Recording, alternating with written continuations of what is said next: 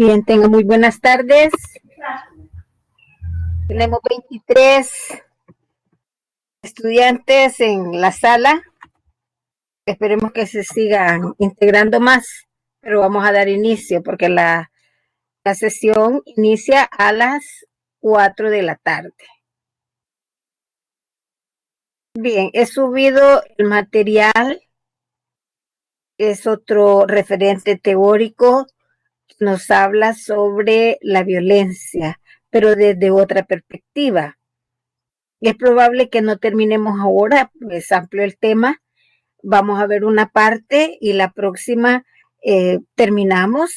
Sería para ustedes el día jueves, siempre a las 4 de la tarde. Y vamos a tratar de ver la parte más conceptual, más política y filosófica en un sentido, para luego arribar a el manejo de la violencia desde la posición teórica de don Carlos Marx. ¿Alguien quiere participar? ¿Me quieren decir algo? Ronald Edenilson Cruz.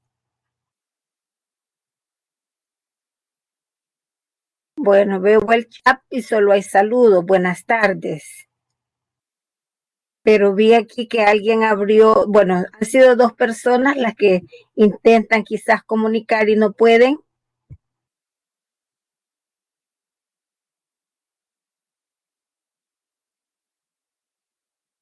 Bueno, dicen los usuarios están escribiendo.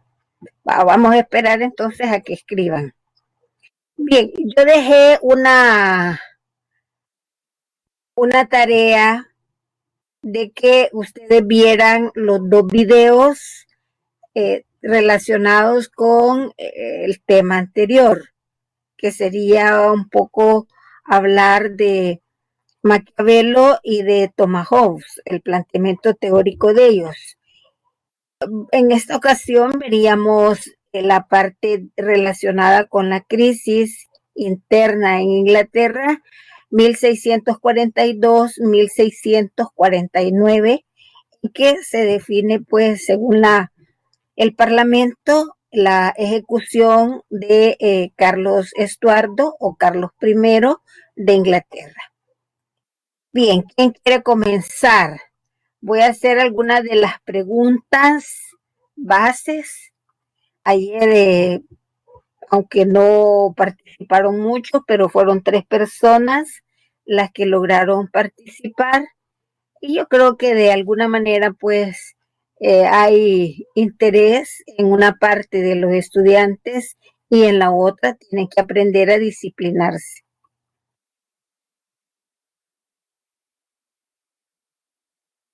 ¿Cuáles son los valores?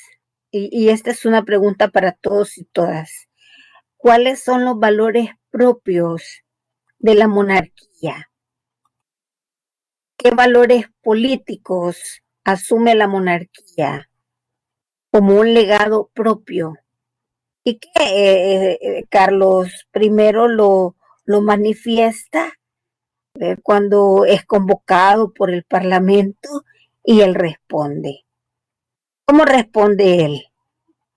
Ahí hay valores, ahí hay actitudes, hay sentimientos. Recordemos que las crisis están por ahí.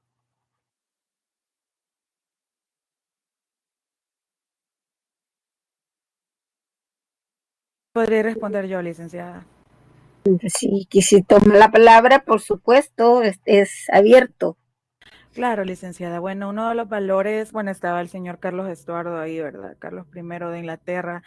Y él estaba un poco molesto hasta cierto punto porque lo convocaron los del Parlamento. Y entonces él preguntó que a cuenta de qué lo habían convocado, si él era, digamos, como el soberano, el rey, y nadie lo podía convocar. Entonces yo opino que uno de los valores que menciona Carlos Estuardo acerca de las monarquías es que él mencionó, perdón, él dijo que prácticamente no tenían ese derecho porque, o ese poder porque ese se lo había dado Dios y lo tenía por herencia, entonces era de él. Entonces uno de esos valores es prácticamente ese poder hereditario entre las monarquías y que supuestamente era dado por Dios, ¿verdad? Eso pienso yo que sería uno de los valores.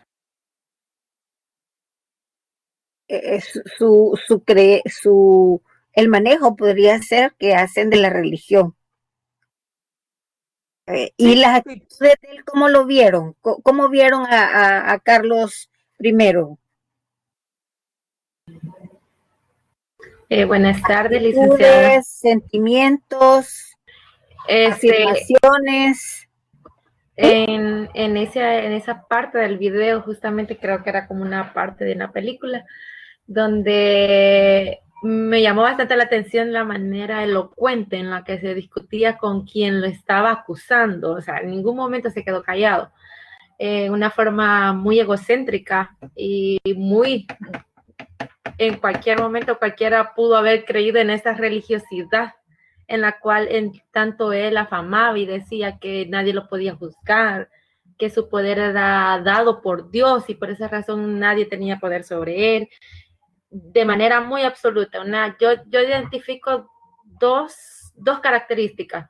Una forma muy egocéntrica, en la cual se defendía, y una forma totalmente absoluta, donde no permitía que nadie contradijera todo lo que él estaba diciendo. Bien, ¿quién más? Unas 3 o 4 personas, van 2 ahorita. Vamos a dar la palabra para 2 personas más y volvemos al cuestionario. Ajá.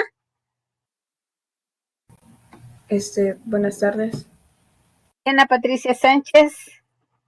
Sí, yo también considero que Carlos I se mostraba como alguien impositivo, así como le decía la compañera anteriormente, que era una persona que consideraba que solamente sus creencias, su palabra tenía que ser válida y que todas las personas tenían que acatarlo y no mostrar como cuestionamientos ante él, porque él tenía el poder absoluto. Ya.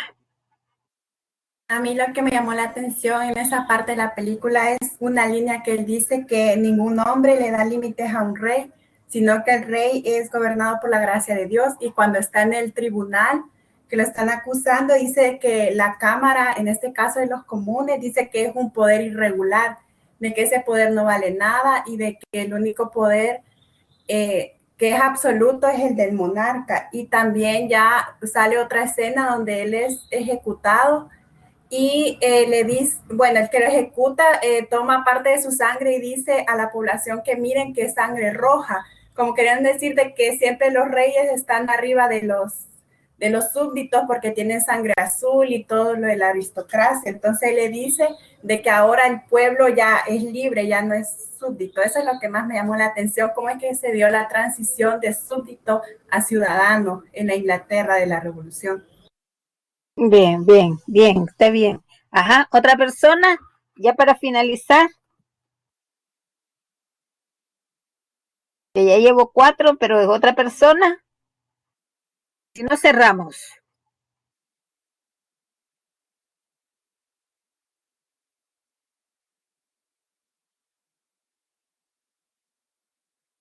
Bien, yo creo que no va a haber otra participación. Recuerden de que yo estoy tomando nota de las personas que están participando y llevo el control de todas las reuniones. Stephanie, Lisette Ayala. Ajá. Licenciada, fíjese que me están reportando algunas personas que está teniendo problemas la plataforma, por eso no pueden opinar, porque no los deja. Me acaban de incluso enviar una captura de que les está dando un error al micrófono, pero ajá, nada más comentarle eso. Bueno, acuérdense de que hay alerta verde. Yo he puesto en la sala de que si nos quedamos sin energía eléctrica, voy a tener que grabar la exposición y luego subir, ahí queda nuevamente el video, como quien dice, para desarrollar el tema y luego el día miércoles, jueves, esperemos de que la situación mejore. Ya se nos está diciendo de que la onda tropical está cediendo, ¿verdad? Pero sin embargo este día se esperan todavía fuertes lluvias eléctricas y no sabemos cómo va a estar más noche, pero parece ser que sí va a llover, ¿verdad? Los anuncios que han estado dando. Y aquí pues está oscuro, con señales de lluvia. No sabemos cómo va a estar por la tarde. Esperemos de que todo esté bien y que podamos finalizar la actividad. Ayer lo mismo, ¿no?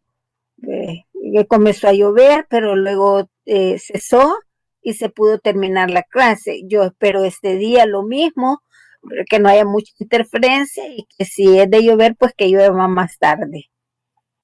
O sea, esperemos porque el entorno no es tan saludable, ¿verdad? Hay problemas climáticos que nos están afectando a todos y todas. Bien. Creo que ya abundamos suficiente en términos de los valores, los saberes, las costumbres, las aptitudes, los sentimientos, el mismo comportamiento de los individuos que nos dicen mucho.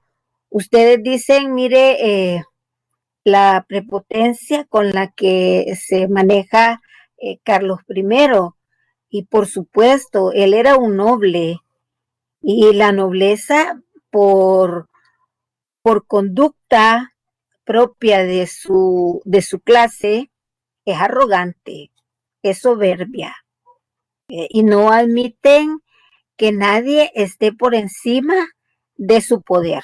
Y ese es uno de los problemas que hay cuando el gobernante es incapaz de reconocer el entorno, es incapaz de reconocer el tiempo en el que está, que ya se manejaba por algunos actores ahí. Cromwell es uno de los que liderea todo el movimiento en el seno mismo de la Cámara, y están dispuestos ellos a mantener las funciones de su poder.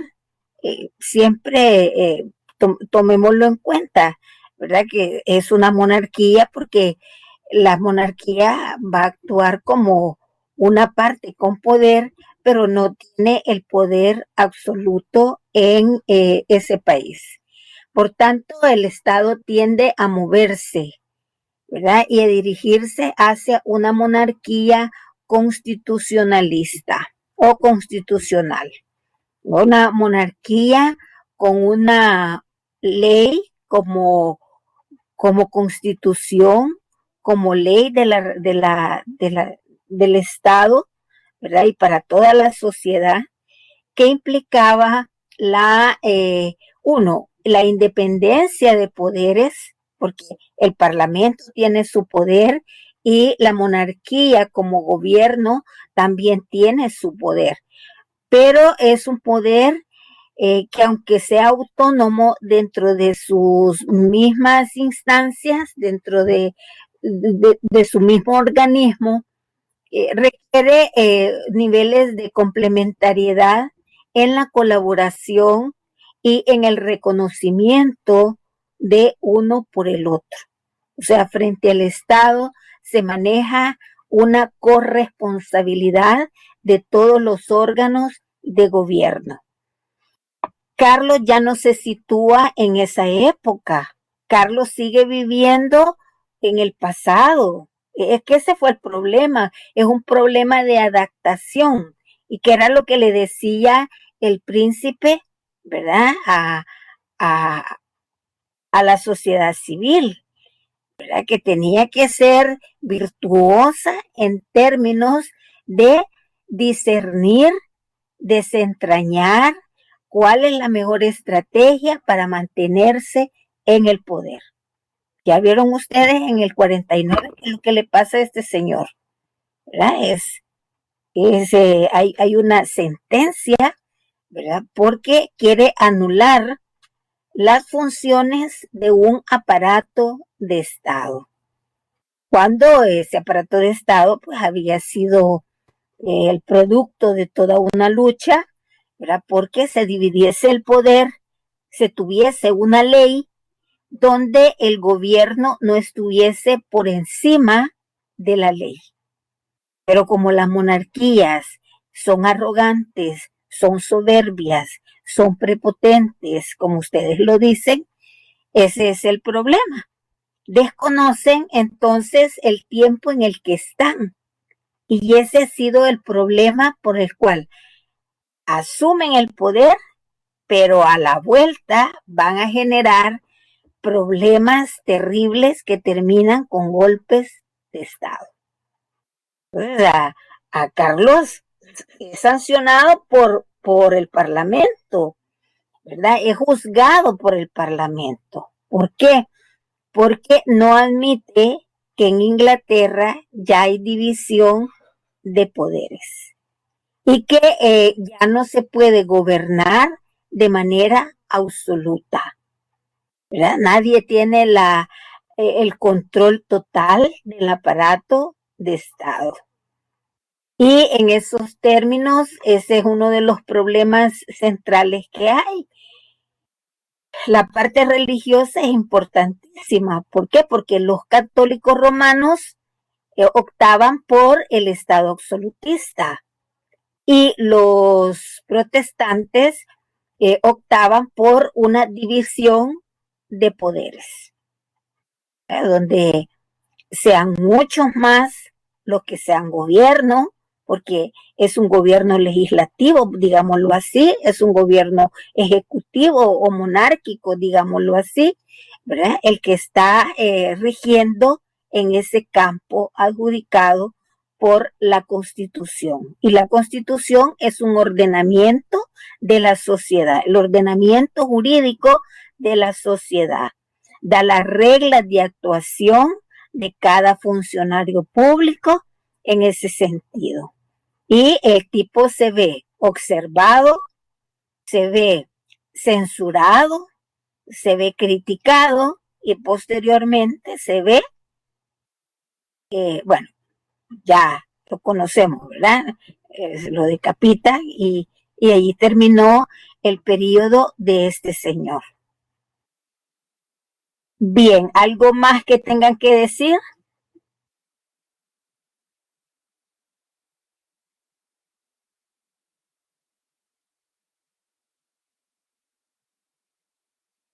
Y ese es el problema de las monarquías. Se repite la historia con Luis XVI para la Constitución de Francia. Se consideraba la permanencia de la monarquía como una forma de ejecutivo, pero las monarquías están obligadas a cumplir con el ordenamiento jurídico aprobado por la Asamblea Legislativa. Le dice, mire, estas son las leyes que se han creado, estas son las leyes que se han ratificado y usted está obligado a hacer efectivo, porque usted es el gobierno y maneja los recursos, está obligado a cumplir con estos mandatos. Solamente imagínense ustedes el capítulo relacionado con derechos humanos o con los derechos de las personas. ¿Qué es lo que podría demandar de un gobernante? ¿Verdad?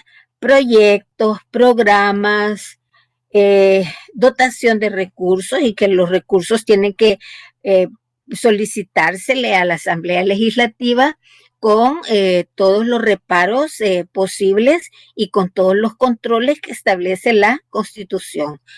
Pero las monarquías no están dispuestas a someterse al control. Están las monarquías formadas anárquicamente, ¿verdad? Para manejar solo ellos y desde su visión de mundo, ¿verdad? Los recursos del Estado. Y ese es el gran problema, porque tienen que dar cuentas, tienen que rendir cuentas. y nadie puede manejarse de manera absoluta y nadie puede manejarse interpretando de manera personal la ley. Hay una instancia que interpreta la ley. Ya no se le deja esa función a los presidentes, pero ya estamos hablando de estados con mayor institucionalidad, con mayor desarrollo institucional. Bien, vamos a ubicarnos con don Carlos Marx. Carlos Marx nace en 5 de mayo de 1818 y muere en marzo de 1883. Un periodo como de 60 años activo. Una persona bastante profesional, un iluminado, podríamos decirlo, del mundo, ¿verdad? De la ilustración.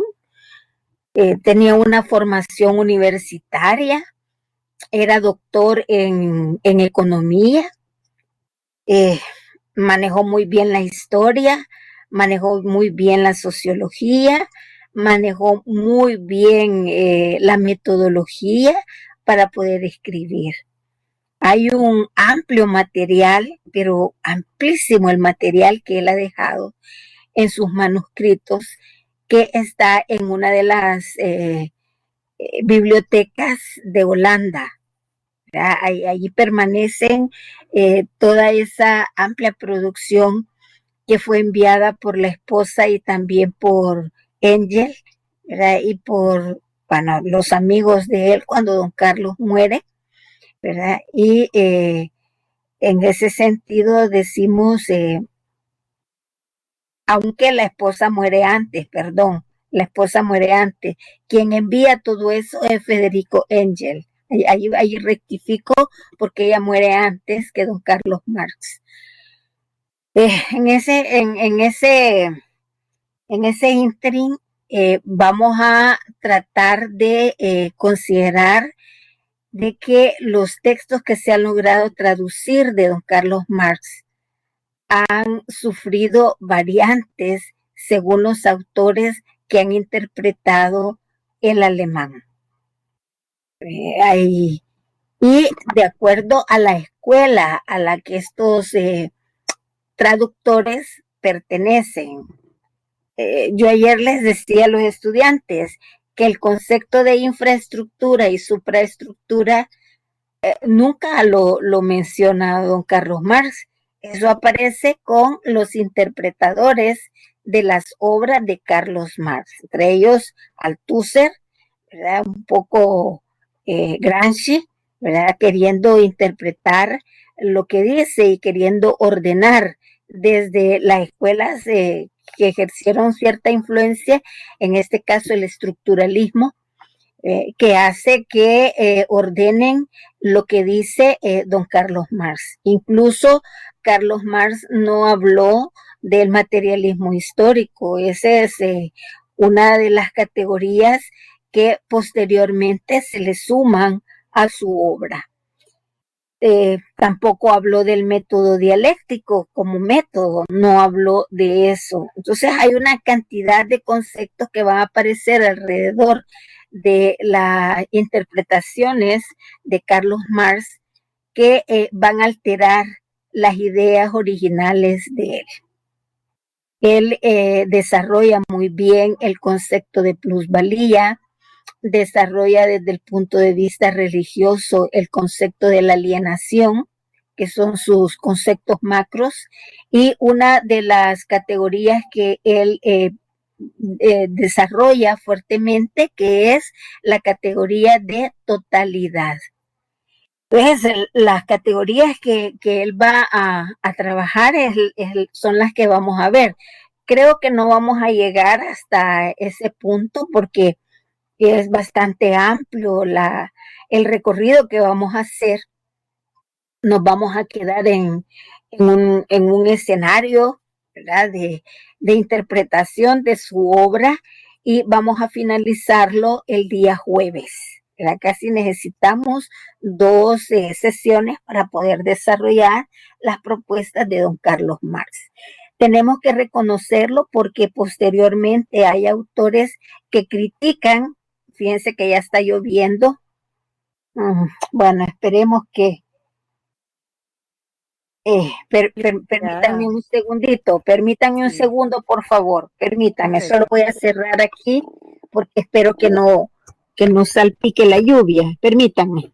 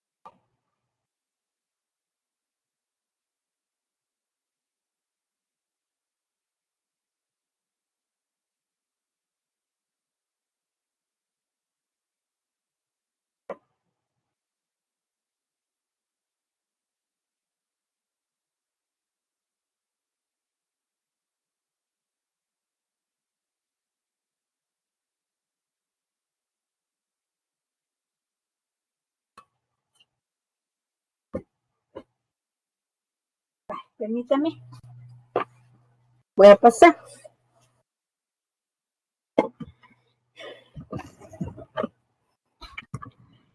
Bien, continuemos. Sí, ya voy licenciada. que llueva todo lo que quiera. Bien, Sí, licenciada, acerca de eso, fíjese que me están escribiendo algunos de que no le logran escuchar nada o se le escucha bien entrecortado porque también está lloviendo por ahí en sus zonas, entonces no logran o se les va la conexión, entonces están teniendo bastante ese problema. Entonces no sé si usted va a grabar la clase para que ellos la puedan escuchar, digamos, así como que aparte y no sí, tengan la clase se está inconvenientes. grabando, Maciel, la clase se está grabando. Solo que esperemos que terminemos a la hora 5:30, ¿verdad? Y finalicemos de manera efectiva con el desarrollo de lo que se ha preparado para esta oportunidad. Digo esto porque esperamos que no haya cortes energéticos, pero yo lo que procuro es de que la grabación quede nítida para que se suba y ustedes la puedan ver en diferido. Pero traten de ingresar en la medida de lo posible, estén pendientes del tema, ¿verdad? Porque cuando se les sube el video nada más, la gente a veces ni lo ve. O lo dejan en diferido, lo ven cuando ellos quieren y se pierde entonces la continuidad. Entonces hago un llamado para que el tema, el desarrollo de este tema se vea hoy o mañana. Ya hoy por la noche creo que ya va a aparecer el video, la grabación instalada en la sala y ustedes pues la pueden replicar.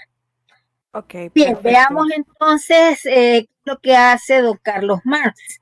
Era un alemán bastante inclinado al quehacer teórico, al debate, a la crítica. Tiene una gran amplitud en cuanto al manejo metodológico que él hace de sus objetos de estudio.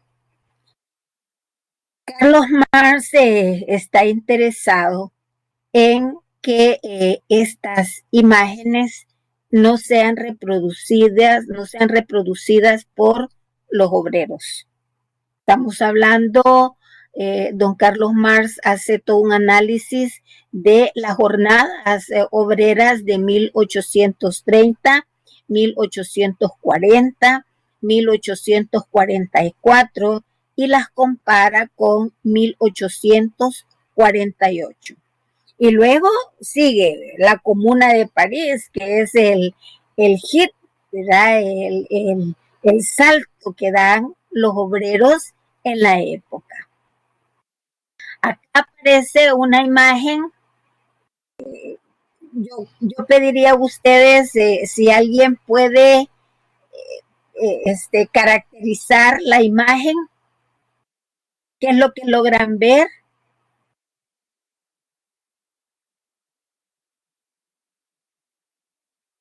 ¿Qué se logra ver? Ay, ¿me escucha? Sí, Melissa.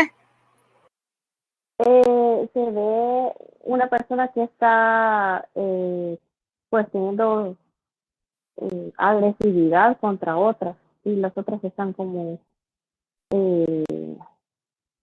recibiendo, ¿no?, el castigo, pero sí se ve la cruz como si tuviera que ver la iglesia y a personas de mucha influencia como algún rey. Ya, bueno, estamos describiendo qué es lo que logramos percibir. ¿Otra persona para poder finalizar con 2?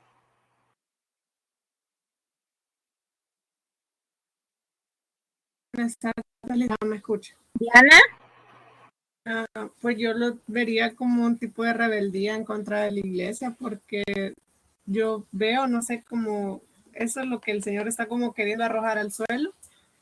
Para mí sería como los estatutos, no sé, yo lo veo como algo de ir en contra de la iglesia o en rebeldía de la iglesia.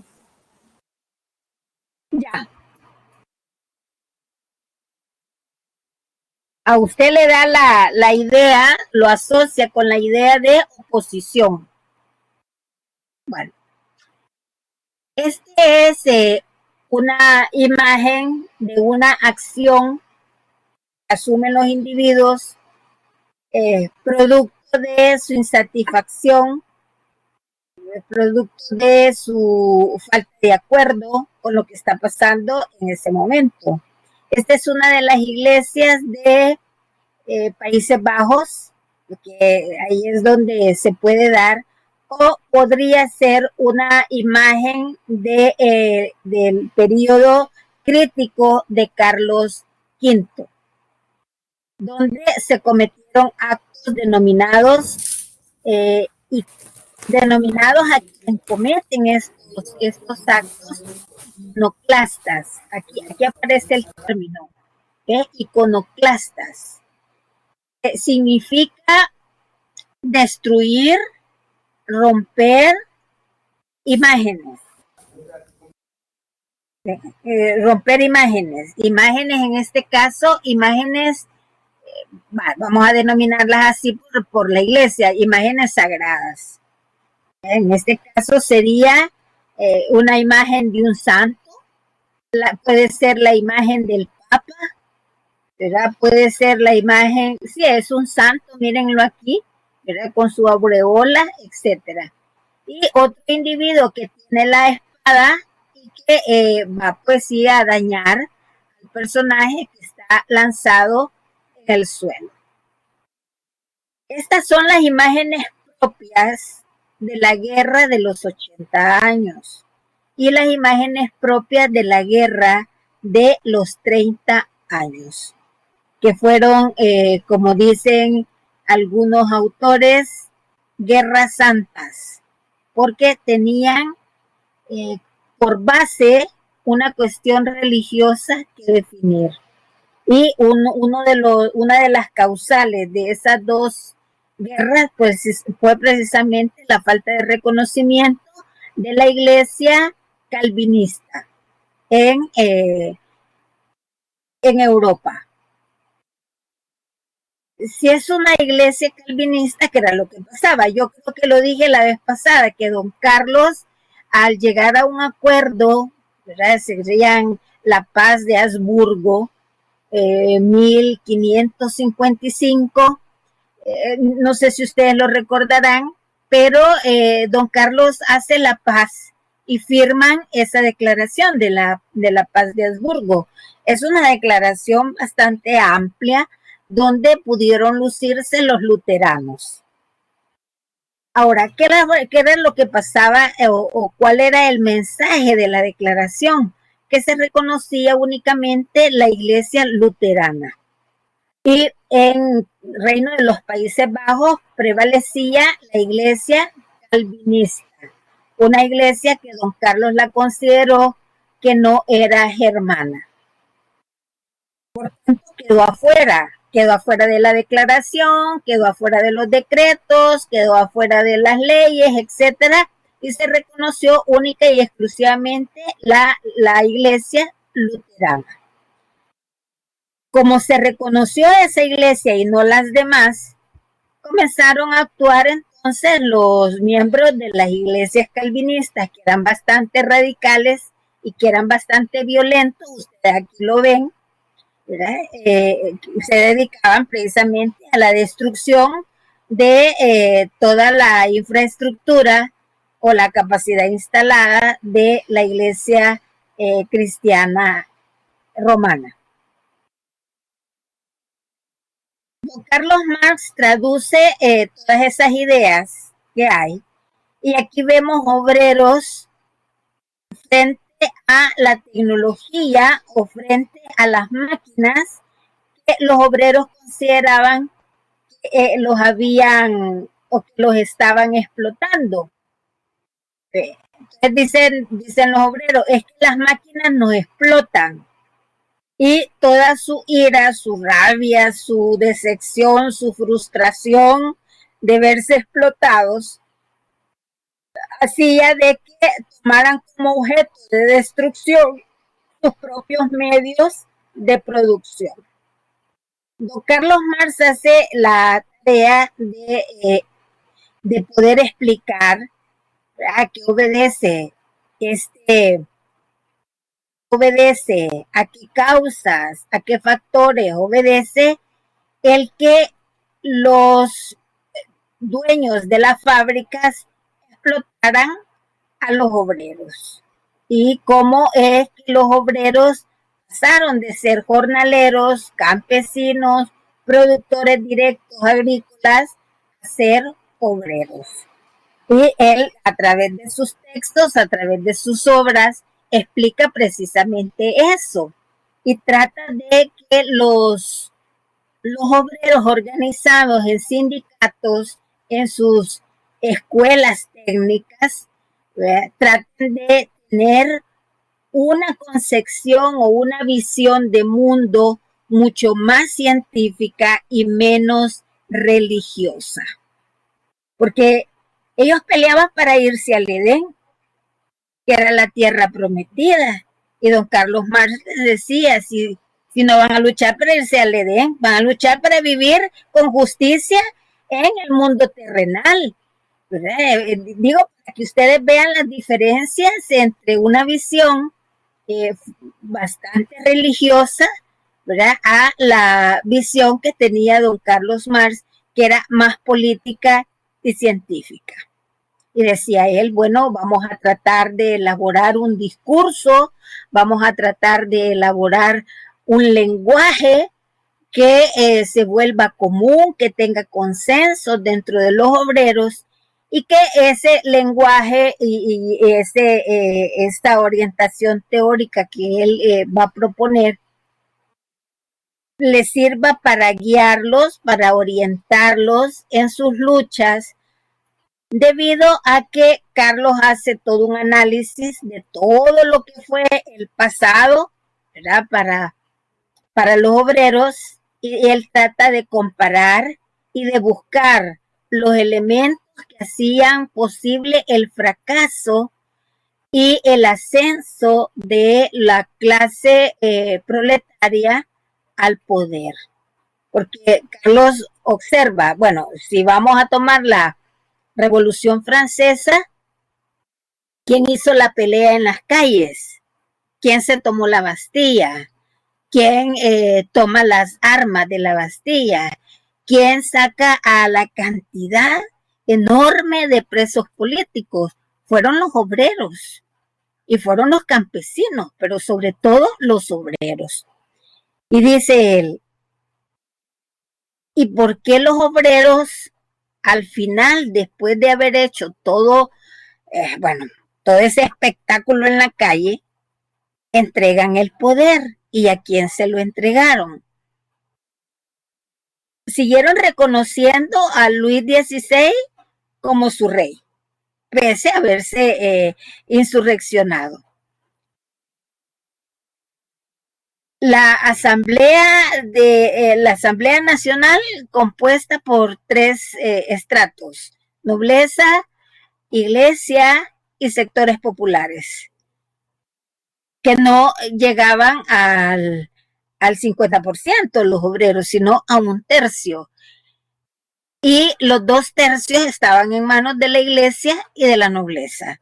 Y quien había propiciado los cambios habían sido los obreros en la calle, manifestándose abiertamente.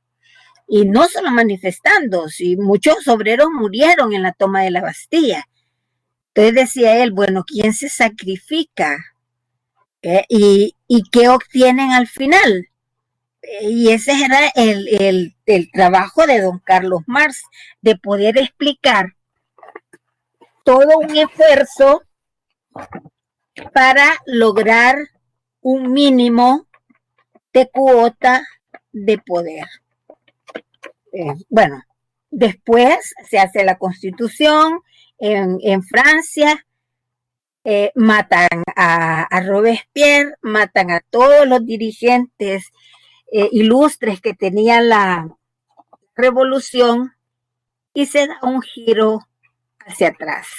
Digo un giro porque se detiene la revolución, se detienen los cambios sustantivos para el Estado, a pesar de que ya era difícil revertir todo el trabajo que se había hecho, porque los obreros jacobinos lograron que en la Constitución francesa apareciera un capítulo denominado Los Derechos Fundamentales del Hombre. Y ya eso ya era un reconocimiento, ¿verdad?, bastante fuerte frente a las condiciones en que estaban cuando el Estado era absolutista. Esos avances están allí, ya no se pudieron superar, ¿verdad? Lo que hicieron los nuevos gobernantes a través de un directorio, que ya no era el Comité de Salvación, sino que era un directorio, y ya no era la asamblea constituida por 1/3 de obreros, sino que era la asamblea constituida por la clase en alianza, que eran la nobleza, la burguesía y una parte siempre de la iglesia. ¿Y dónde aparecieron los obreros? Muertos, desaparecidos, después de la muerte de Robespierre en 1794. ¿Cuánto duró la nueva Constitución? No entró en vigor. Y dijeron, después de matar a Robespierre, que la Constitución se tenía que revisar, y alteraron entonces los mecanismos de participación de la población, donde el derecho a participar en elecciones estaba limitado, estaba suprimido para todas aquellas personas que no sabían leer y escribir, y además no tenían bienes que les respaldase su patrimonio, ¿verdad? O sea, era gente con patrimonio en ese sentido que podía participar. Y ahí los obreros que no tenían más que su salario, ¿verdad?, esos pues no podían participar, no podían optar a ningún cargo de elecciones para asumir pues el funcionamiento en el aparato de Estado. Y eso lo analiza don Carlos Marx y dice, bueno, ¿quién hizo la lucha? ¿Quién hizo la pelea? ¿Quién puso los muertos? Los obreros. ¿Y qué obtuvieron los obreros al final? Entregaron sus derechos sin ninguna retribución, más que solo mantener el capítulo relacionado con los derechos fundamentales de los individuos, que se viene a tratar de trabajar posteriormente frente a tanta crisis por la que pasó el Estado francés. Porque una cosa es que se aprueben ahora las leyes y el día de mañana no entran en vigor. Miren, un ejemplo así sencillo.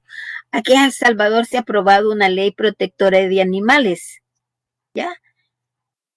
Pero vaya usted al súper y cotice los precios de los productos de ellos, altísimos. Y de esa manera, ¿cómo vamos a proteger a los animales en abandono? Si nos cuesta carísimo comprar libras y libras de concentrado que están caras. Y uno dice, bueno, aprueban una ley, pero le suben el precio a los productos. Aprueban una ley y las municipalidades le están dando bocado a los gatos y a los perritos. Y entonces, ¿en qué quedamos? Y no se aprobó la ley, pues. Pero entonces, ojo, una cosa es que se apruebe la ley y otra cosa es que la ciudadanía y el funcionariado público la haga efectiva. Ahí va a haber un gran distanciamiento en la fecha en que se aprobó, ¿verdad? Y las fechas en que se están cumpliendo con esas normas, que tiende a ser positivo el derecho como 10, 12 años después que han sido declaradas como leyes. Así somos en estos países, ¿verdad? El Estado de Derecho es bastante lento en ese sentido, su dinámica es bastante lenta, ¿verdad? Con poca velocidad, pero vemos que las cosas del mercado sí se aprueban de manera inmediata y se asumen de manera inmediata. Entonces, los derechos humanos, la carrera de los derechos humanos es lentísima en su cumplimiento, pero todas aquellas leyes relacionadas con el mercado, ¿verdad? Incluso ya hasta las tienen preparadas, ¿verdad? Previos a la aprobación, ya está preparada casi toda la infraestructura que van a poner en funcionamiento. Ahí ven ustedes la cuestión de los intereses, ¿verdad? Como los intereses para favorecer derechos humanos es bastante lento, pero para favorecer a los empresarios es bastante veloz, es bastante acelerada. Ahí tenemos fundamentalmente los intereses, ¿verdad? ¿Qué es lo que está pasando allí? Son los intereses. Bien, don Carlos Marx entonces observa los cambios que se van produciendo en la base económica. Yo les dije que aparecen algunos conceptos de infraestructura. Don Carlos Marx nunca habló de infraestructura. Por eso lo quité. Solo lo puse para efectos de poder ejemplificar.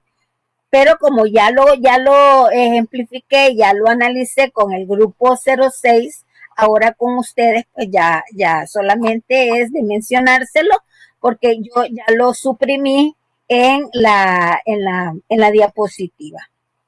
También don Carlos Marx no está hablando de supraestructura. Él está hablando de niveles u otros factores que intervienen para garantizar el tipo de relaciones sociales de producción que mantienen una determinada base económica. Entonces, esos son así como los conceptos claves que van a aparecer en su obra. Ahora, ¿qué estaba procurando don Carlos Marx? Reconocer el concepto de sujeto revolucionario. ¿Quién va a ser el sujeto revolucionario? El proletariado. Para don Carlos Marx es el proletariado, el conductor, es el proletariado que a través de su práctica puede hacer posible los cambios esenciales para la transformación de la sociedad. Aquí vemos el sujeto con la organización, ¿verdad? Que es el sujeto y el motor de la historia. Y son para don Carlos Marx, entonces, que hay que centrarnos en los factores económicos, aquí es la economía, y se fundamenta pues la economía en otro concepto que él va a retomar, que es el concepto de modo de producción.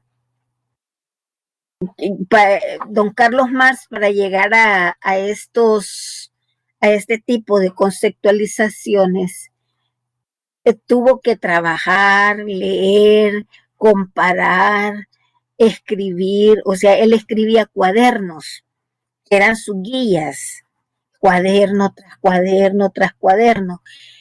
Era un personaje que vivía casi eternamente en las bibliotecas y podía ampliar la cobertura de información con el préstamo de libros que hacía de su club de amigos. O sea, él con su club de amigos lograba dotarse de los libros como instrumento para el conocimiento. Así es como se arma el concepto de modos de producción. Un determinado amigo de él le presta un libro y empieza a narrar o a describir la forma en cómo se producía en otros ambientes, en otros territorios, en otras localidades, en otros países. Entonces, él va tomando en cuenta las características que los autores están mencionando, pero no lo hace como corte y pega. Él hace una crítica de los libros que le habían prestado. Como él decía, si quien me presta el libro se diera cuenta de las críticas que yo hago, no me lo volverían a prestar. Entonces las obras las criticaba, hacía toda una redefinición de conceptos y maneja muy bien en términos de método el principio del giro. Él no habla de eso, pero los autores que lo han logrado leer e interpretar nos plantean de que utiliza precisamente el giro. ¿Qué significa el giro de la historia? Poner al revés la historia. No como la cuentan, sino como la contaría un determinado personaje. ¿Qué personaje asume él en su vida? Bueno, el personaje de obrero, y la interpreta desde la visión de los obreros, desde la posición de los obreros, desde la posición de los trabajadores directos, y asume esa identidad cuando él escribe. Porque para don Carlos Marx hay que desalienarse. Ese es otro de los conceptos que él trabaja, aunque ya es un concepto que ya estaba, pero lo redefine, ¿verdad? O sea, lo reconceptualiza, lo que hace una redefinición, podríamos decir, de los conceptos clásicos, ¿verdad?, que van apareciendo. Y le da la interpretación con una posición política en el sistema. O sea, él se ubica y dice, ¿dónde estoy? ¿Dónde estoy ubicado? Y desde donde estoy ubicado, ¿cómo esto me afecta? Y desde donde estoy ubicado, ¿qué propuestas puedo hacer para girarlo en torno a la transformación? Eso le permite a don Carlos Marx ser más efectivo en el diálogo con las teorías, le parece más efectivo tener una conversación con los autores propios de los libros que él critica, y va estableciendo entonces diferentes posiciones que uno pues ni se las imagina. Y yo voy a ponerles ya está, después de la clase se lo voy a subir, pero no indica de que ya el PowerPoint está finalizado, solo les voy a subir esta parte. El miércoles se lo subo de manera completa. Este es solo para que lo revisen hoy y mañana. Ya para el día jueves ya va a estar ampliada el PowerPoint con otras láminas, ¿verdad?, que van a corresponder para la clase del día jueves. Pero lo que yo les estoy diciendo es eso, ¿verdad?, que él establece de que las personas, o sea, los individuos, los sujetos, tienen que observar, leer y proponer en términos de cambio de realidad desde su propia visión de mundo, desde su propia identidad.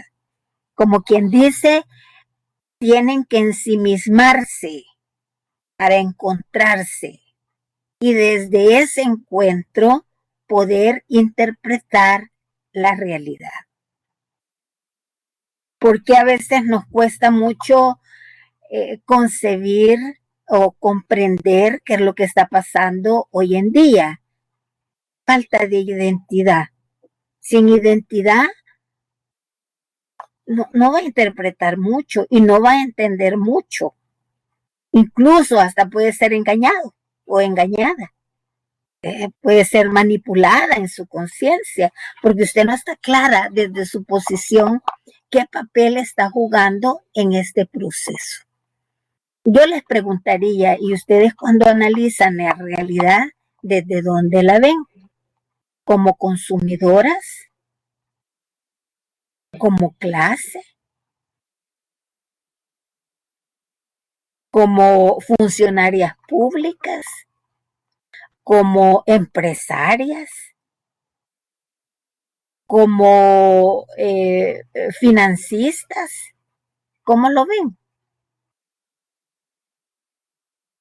Porque yo les pregunto a los estudiantes, bueno, les digo yo, ¿y qué pasó? ¿Ya están trabajando? Sí, pero estamos en los call centers. Ah, bueno. ¿Y qué pasó? ¿Y por qué no se metieron a la bolsa de valores y no pasaron jugando todos los ciclos en la bolsa de valores? Pues les digo, ¿qué pasó? Pues ya a esta altura ya fueron millonarios. Y se ríen y me dicen, no, Lick, es que para jugar en la bolsa de valores hay que tener medios. Y cuando me dicen ellos, les digo, ya van aterrizando, porque jugaron para pasar un ciclo, jugaron para pasar la materia, pero no encontraron trabajo. Hoy viene el bacon, ajá, ¿y qué van a invertir en el bacon? Un salario de $300, ¿cuánto van a invertir? Lo que les queda, ¿y cuánto les queda? Ah, ya vamos entendiendo que esos juegos son para millonarios, no son para los trabajadores con salario mínimo. ¿Verdad? Ni mucho menos, a veces el salario mínimo. Hay gente que está cobrando 250, 240 y todavía le deducen. Y entonces les digo, bueno, pónganse los zapatos. ¿Verdad? Pónganse los zapatos. Yo tenía problemas con otros estudiantes. Nunca me ponían atención cuando daba estas clases. Jamás me ponían atención. Y un día llega uno ya en su proceso de elaboración de su trabajo de graduación y me dice, fíjese que tengo un problema. Ajá, es que no me quieren pagar las horas extras. Y me le quedo viendo. ¿Y el sindicato? No, pues sí, que no sé qué. Ahí está. Tiene temor de integrarse a un sindicato. Solo no lo valora. Entonces, pero como nunca me hicieron caso, les digo, hoy vean su realidad, vivan su realidad y siéntanla. Porque solo desde esa altura van a poder entender lo que les pasa en esta sociedad. ¿Y qué es lo que está pasando ahí? Que no tenemos identidad. Pensamos como ricos y vivimos en colonias populares, en edificios y todavía en el cuarto piso. Y les pregunto, ¿y están alquilando o es de ustedes? No, estamos alquilando. Pero usted piensa como rico, ¿y qué le pasa entonces? Tiene carro pero no tiene casa. ¿Verdad? Tiene la mejor tecnología, pero no tiene casa. Y aparece todo endeudado.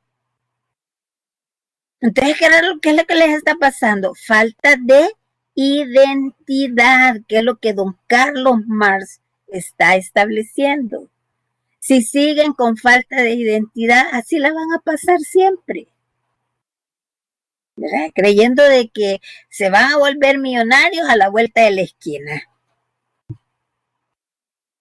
Y entonces, eso es lo que pasa con don Carlos Marx, y les dice a los obreros, actuaron en 1830, derrocaron, hicieron revueltas populares, revueltas públicas, pero los traicionó nuevamente al que pusieron. Les dio la espalda. Hicieron una alianza y al final les dio un puntapié. Y empezó la cacería, que empezó a cazar líderes, empezó a desarmar sindicatos, etcétera. Don Carlos X. ¿Y qué pasó entonces? ¿Y no habían hecho una alianza, pues? Así empezaron con otro, ¿verdad? Volvieron a hacer otra alianza y lo mismo les pasó. Llegan al 44, hacen una alianza y lo mismo les pasó. Ya cuando los fulanos están en el poder, se olvidan de los compromisos, se olvidan de los acuerdos, se olvidan de los pactos y les dan un puntapié. Y dice don Carlos Marx, ¿cuándo van a actuar como clase? Le dice. En sus textos, véanse el 18 Brumario, porque para don Carlos Marx la clase revolucionaria aparece hasta 1848. Ahí después de toda la jornada de la Revolución Francesa, ¿verdad? Hasta 1848, que ya hay una actuación distinta de los obreros, ya hay una actuación donde sí es cierto de que el individuo se coloca en el poder, que es Luis Napoleón, ¿verdad? Que Luis Napoleón entra con una alianza bien amplia de obreros y campesinos y después se olvida de la alianza porque no le dan los votos que él necesitaba para hacer cambios en la Constitución. Él lo que quería era mantenerse en el poder. Él lo que quería era prolongar su periodo de funcionario público como estadista de Francia y no le dan los votos. Aparece don Carlos Marx diciendo, hasta entonces se dieron cuenta que había que actuar como una clase, ¿verdad? Como una clase social que asume las condiciones de opresión y explotación y no regalaron sus votos. El tipo llegó porque le dio golpe de estado a la asamblea, donde no pudo tener los votos necesarios para cambiar la constitución. Todas estas cosas se repiten en el tiempo. Decimos las sociedades tienen que leer para no repetir la historia, pero desafortunadamente repetimos la historia porque no queremos leer. Nos entusiasmamos y creemos que la vida es como me la da el meme, ¿verdad? Tan divertida y tan jocosa, y creemos que la realidad es virtual. Yo por eso les digo, sigan jugando a ver hasta cuándo se hacen millonarios. Ahí se van a quedar y ahí van a dormir, les digo. Porque a esta altura ya fueran millonarios, ¿verdad? Si es que es cierto que de un juego vamos a salir del desempleo tan pronunciado que tenemos. Miren, ni las ofertas internacionales. ¿Cuántos se fueron para Estados Unidos? 50. ¿Y cuántos desempleados hay a partir del 19 de junio del 2019? Más de 8,000. Y el bolsón que ya venimos arrastrando, ¿cuántos desempleados hay en El Salvador? ¿Y cuántos pudieron salir? 50. No es significativo. No es significativo en ese sentido.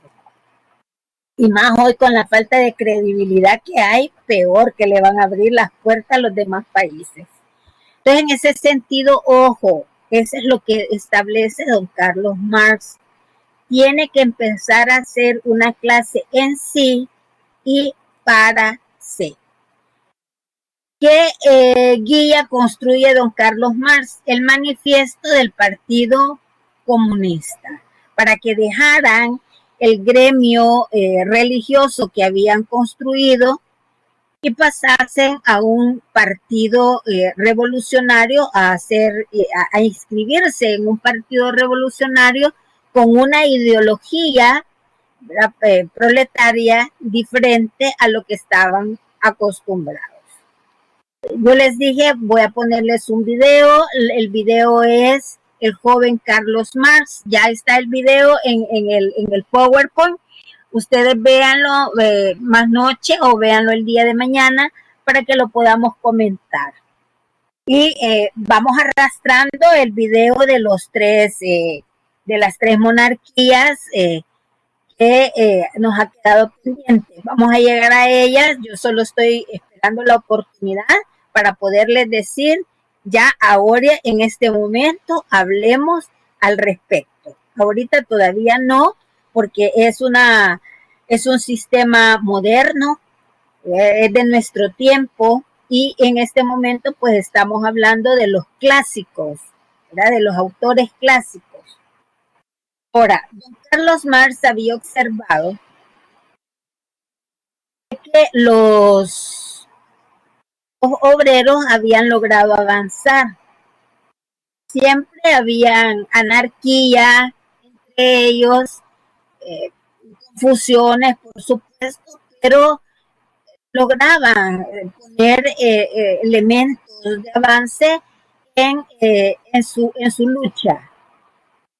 Llegamos hasta 1871, que es la apertura de la Comunidad de París, de la Comuna de París, que representa el primer estado de carácter socialista en la historia de Francia.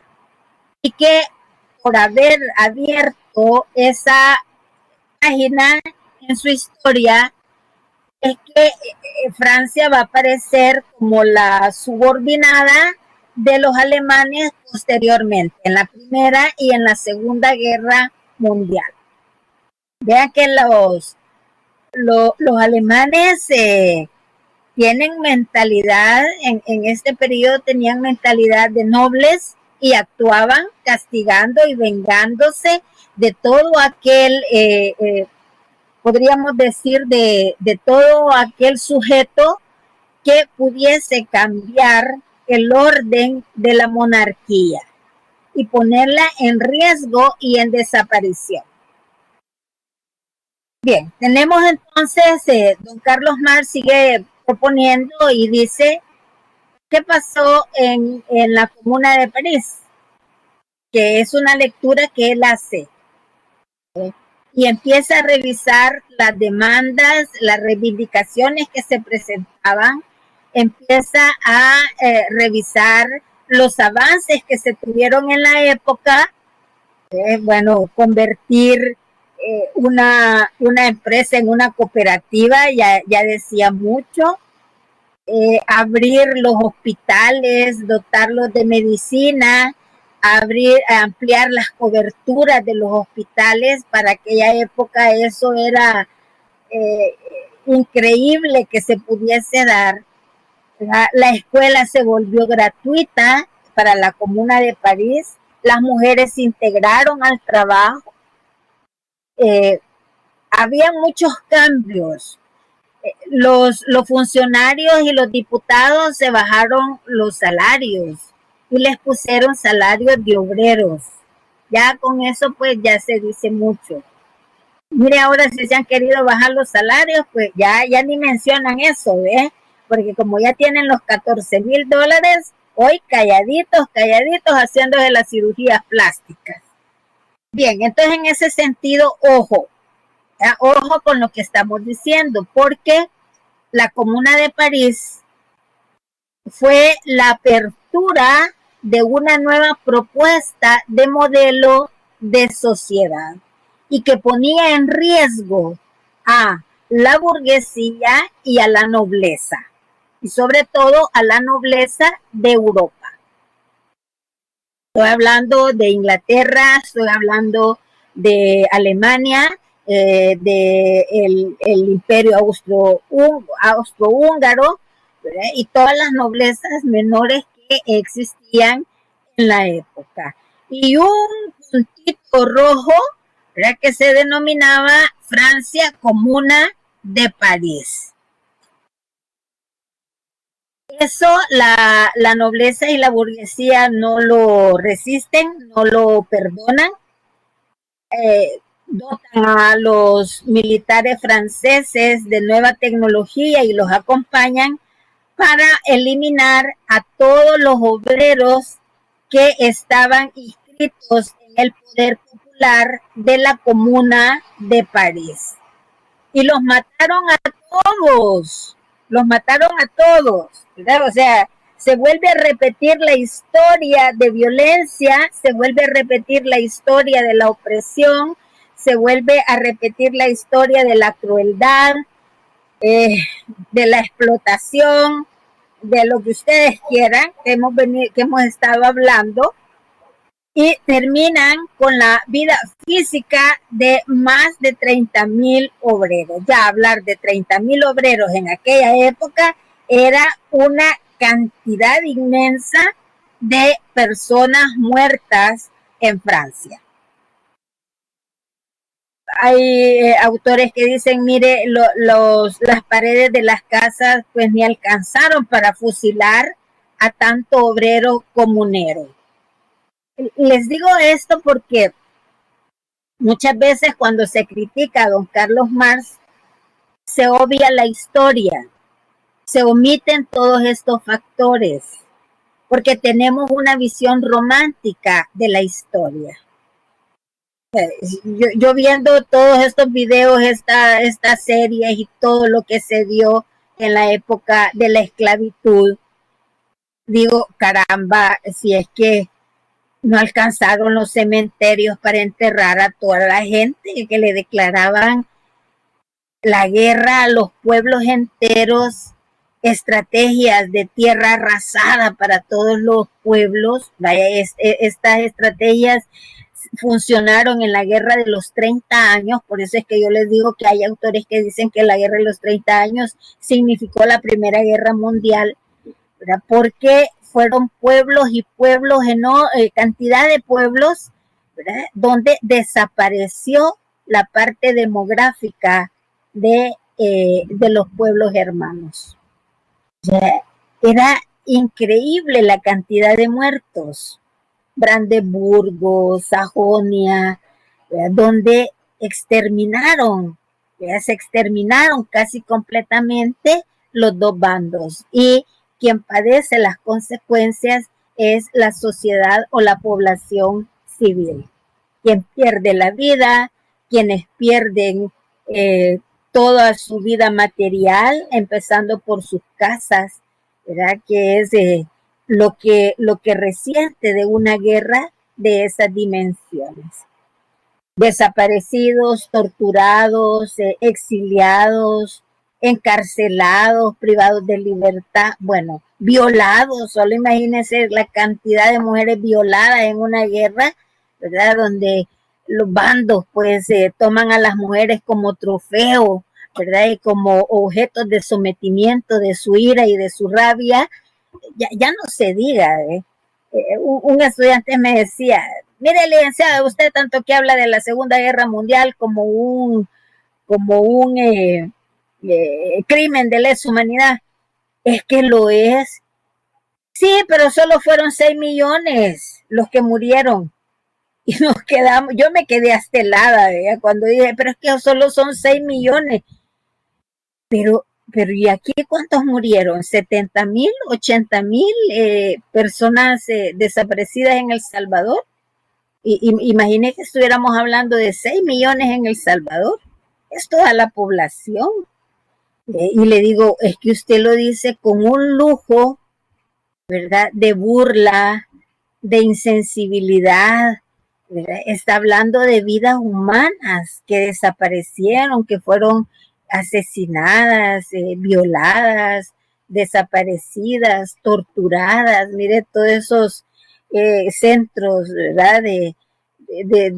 Que decían que eran centros de resguardo cuando eran fábricas de crimen que se tenían. En ese sentido, creo de que la crueldad ha estado allí. La crueldad es parte de los sistemas. Hemos visto otros tipos de crueldades también, que tal vez ya no masificadas en ese sentido, pero que han utilizado los gobiernos, pues han utilizado mecanismos de represión y mecanismos de ideológicos con los que también se ejerce violencia. Porque anular la capacidad de pensamiento, anular la capacidad de toma de conciencia, anular la capacidad de información de la población es violencia. Y además puede ser un delito de lesa humanidad.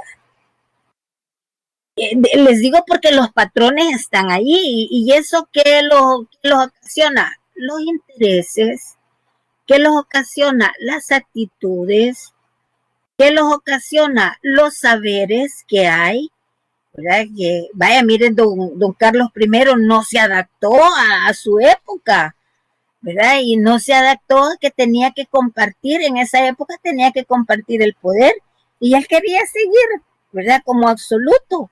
¿Y en qué derivó? En su muerte, en un castigo donde le quitan la cabeza y ya, ¿verdad? Lo decapitan. Entonces, en ese sentido, ojo, los saberes, ¿qué tipo de saberes? Son saberes fundamentalistas, son saberes ortodoxos, son saberes que tienen que dar paso a otras ideas y sobre todo actitudes democráticas o falta de actitudes democráticas de la población. Yo revisando a los griegos, por ejemplo, dice uno de los reyes de Grecia, mire, convirtamos al Estado griego en un Estado democrático, dice él, porque eran peleas tras peleas, guerras tras guerras tras guerras, ¿verdad? Y las guerras acababan con la agricultura, las guerras acababan con las ciudades, con la vida de la población, etcétera. Traía mucha, pero mucha crisis la guerra. Y entonces dice este rey, ya dice, dejemos de pelear entre nosotros mismos, dice, y reconozcámonos como un nuevo estado ateniense, como un estado democrático. Mire que los atenienses eran guerreros, ¿verdad? Y casi todos los estados de Grecia eran guerreros en aquella época. Y dice él, y al fin y al cabo, dice, quienes vamos a estar presentes en el gobierno siempre vamos a ser los mismos, dice. Solo que hoy ya no vamos a pelear y no nos vamos a hacer desaparecer. Pero no perdemos nada con llamarle Estado griego democrático. Si siempre hemos estado en las mismas élites, dicen ellos. O sea, ellos dan apertura a su propia clase. Ellos consienten a su propia clase. Ellos pueden ser complacientes y cómplices de su propia clase. De hecho, la apertura del Estado griego se abre entre pares, o sea, entre élites igualitarias, pero no para la población, solamente para las élites. O sea, admitían la democracia porque en esa democracia solo cabían los mismos. Solo que antes se rechazaban los mismos y guerreaban. Hoy se van a admitir que todos tienen derecho a gobernar, que sus tribus o sus clanes iban a estar representados con una fuerte presencia en el Estado ateniense. Y esa es la historia de las democracias pasadas. Por eso no nos debemos de sorprender de que haya una república romana, y usted dice, una república romana en medio de un imperio romano. Sí, pero eran los patricios, los nobles, no era el pueblo común el que iba a estar, ¿verdad? Optando por esos puestos de poder. Llegar a esos puestos de poder era un privilegio porque desde allí podían crecer en patrimonio. Entonces es un juego de poder, es un negocio el Estado, ¿verdad? En su parte contractual. Y usted puede decir, ¿y con quién se ha hecho el contrato entonces? Con los poderosos. ¿Entre quiénes se acordó el Estado? ¿Entre quiénes se hizo alianza del Estado? Aquí el pueblo salió a las calles, empiezan a gritar independencia, independencia, pero los padres de la patria fueron otros, no el pueblo. El pueblo solo se ocupa, ¿verdad?, para que haga bulla en la calle, para que haga el desorden requerido, el caos requerido en la calle. Después se olvidan de él, ¿verdad? Y empiezan las élites a formar sus propias alianzas. Bueno, ay señor, ya no moví la...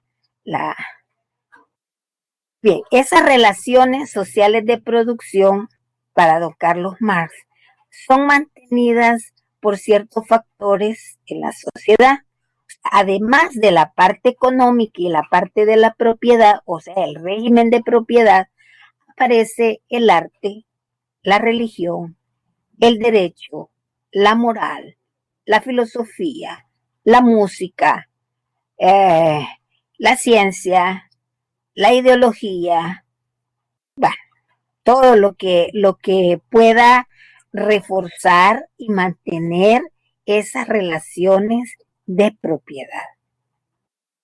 Esto los autores que han interpretado a don Carlos Marx le llaman la supraestructura. Pero hay críticas muy fuertes a esa posición, porque las peleas pueden concebirse en términos de niveles y hasta que, dicen uno, hasta que cambie ese nivel se va a poder transformar la sociedad. Y esos son los engaños a los que nos lleva meter todos estos niveles en ese concepto de supraestructura.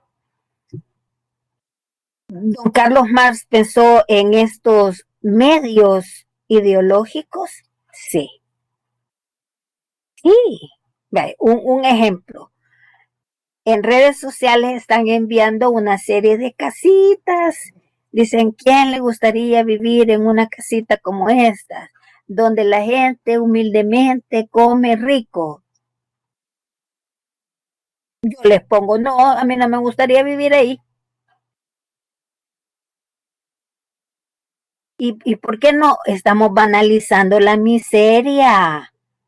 Le quieren poner folclor a la miseria en el país. ¿Y eso quién me lo va a dar? El arte, la pintura. Aparecen unas casitas todas cochavitas, ¿verdad? Y aparecen con colores en 3D. Bueno, ya no hay ni cómo presentarla para que se vea bonita. Pero esa es miseria. ¿Y eso qué significa? Esa parte es ideológica. ¿Y eso para qué significa? Para que yo piense que eso puede ser mantenido, conservado y además agradable a mi cosmovisión. ¿Verdad? Agradable a mi cosmovisión. Mire, hoy yo estoy viendo todas estas series y le dicen guerras santas. Ya me imagino toda la población turca viendo todas esas series que tienen 300, yo no sé por qué las hacen tan largas, pero si es toda una historia y es un nuevo relato el que se está construyendo, esas series están pasando como novelas en el pueblo turco. ¿Qué es lo que hace el pueblo turco? Tomar otra dimensión de la historia, donde el centro, ¿verdad? Donde el centro es la religión. Y como si es religioso, lo aceptamos. Si es divino, lo aceptamos. Licenciada. ¿Sí? Nada más recordarle que 2 minutos faltan para las 5:30, así que... 3 minutos, 3 Ah, sí, minutos. 3, perdón, disculpe, 3. Conté mal. De acuerdo, gracias. Entonces, ¿para qué sirve el aparato ideológico? ¿Para qué sirve? Para mantener las relaciones sociales de producción y que yo los vea como algo fijo, como algo que no se puede cambiar y como algo que veníamos diciendo en días anteriores, como algo natural. Lo natural no se puede cambiar, porque lo natural tiene otra esencia y tiene una esencia divina.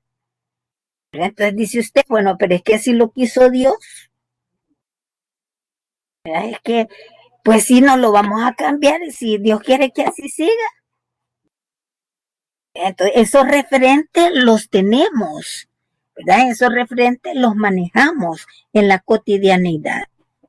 Y es lo que hace de que las cosas no puedan cambiar, de que las cosas se mantengan y que se justifiquen de tal naturaleza.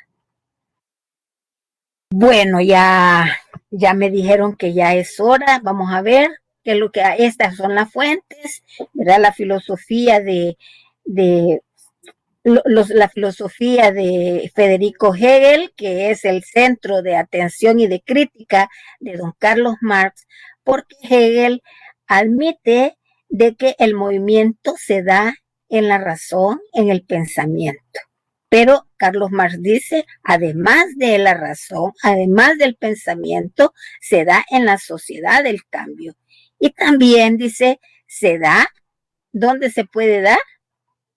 En la naturaleza, en lo social y en el pensamiento. Entonces, el movimiento, el cambio, la transformación pueden hacer posibles el cambio en cualquiera de esas esferas, no solamente a nivel de pensamiento. Es del socialismo francés y la economía política clásica de don David Ricardo, que es la que vamos a retomar en las clases del día miércoles. Bueno, este es un poco lo que yo vengo diciendo. Aquí aparece el concepto de práctica, porque Federico Hegel dice solo en la razón, Carlos Marx dice no, también en la sociedad. Lo que pasa es que en la sociedad hay que integrar otro componente, dice él, que es la práctica, que son las acciones, ¿verdad? Y nos olvidamos de eso y pensamos que solamente a nivel de pensamiento se puede cambiar una sociedad. Y no, también hay que hacerlo ejercicio cotidiano. Bueno, me dicen que ya es hora, que estoy justo a las 17:30. Me voy a despedir de ustedes. Muchísimas gracias. Creo de que el video se va a grabar en toda su dimensión. No vamos a tener problemas en eso, pero si han habido problemas, que creo que no, porque aquí no han habido cortes energéticos, pues el video va a estar en toda su plenitud para que ustedes lo puedan disfrutar nuevamente y hacer sus anotaciones correspondientes. Yo voy a subirles el video, el PowerPoint, perdón. Allá aparece un video y espero que el día jueves ustedes hayan visto este video, ¿verdad? Y lo podamos comentar. Pasen muy buenas tardes y muchas gracias por haberse integrado a la sala o sesión de clase de este día. Quiero ver con cuánto finalizo, con 32. Bueno, muchísimas gracias. Muchas gracias, feliz noche. Bueno, pasen muy feliz,